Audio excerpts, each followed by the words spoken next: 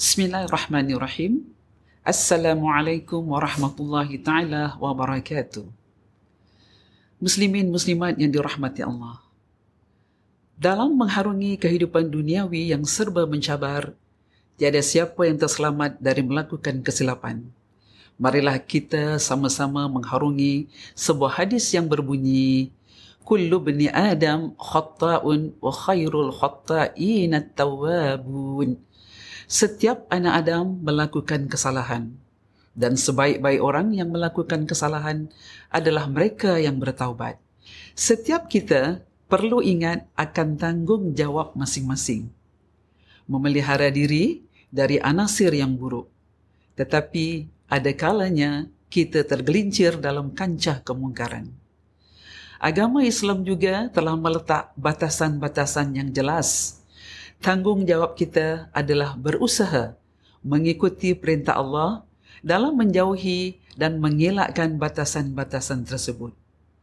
Muslimin muslimat yang dirahmati Allah, apakah langkah seterusnya bagi mereka yang telah melakukan kemungkaran? Pernah suatu ketika seorang pemuda mendatangi Rasulullah sallallahu alaihi wasallam meminta izin baginya untuk berzina.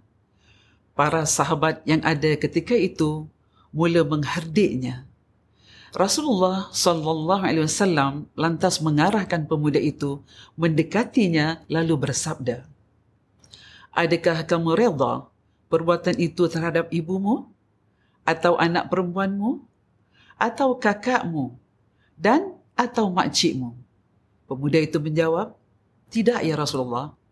Sabda Rasulullah sallallahu alaihi wasallam, "Begitulah juga orang lain tidak redha melakukan zina terhadap ahli keluarga mereka." Lalu Rasulullah SAW meletakkan tangannya ke dada pemuda itu dan didoakan baginya agar diampunkan dosanya, disucikan hatinya dan dipelihara kemaluannya. Hadis riwayat Imam Ahmad. Hadis ini menunjukkan cara Nabi sallallahu alaihi wasallam mengendalikan kes yang mencabar dengan cara yang penuh hikmah. Apabila seseorang melakukan perbuatan yang haram, yakni yang dilarang, ia tidak mengeluarkannya dari Islam.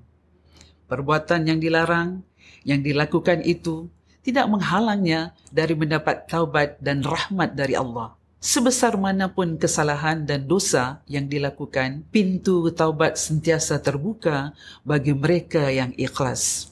Kedua, adakah tiada peluang untuk kembali ke pangkal jalan atau teruskan bergelumang dalam kemungkaran?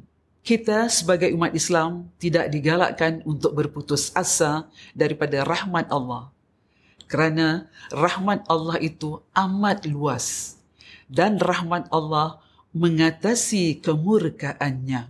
Apabila seseorang itu ingin kembali ke pangkal jalan, sesungguhnya Allah Subhanahu wa taala sangat menyayangi orang-orang yang bertaubat.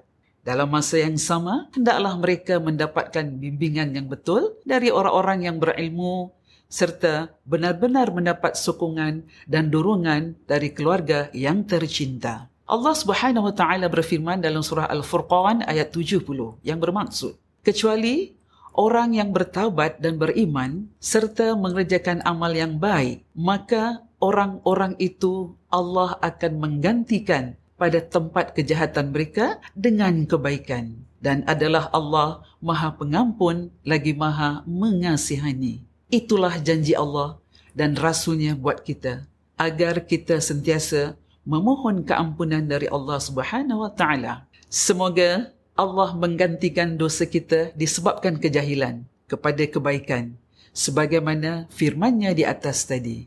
Sekian, wassalamualaikum warahmatullahi wabarakatuh dan selamat berbuka.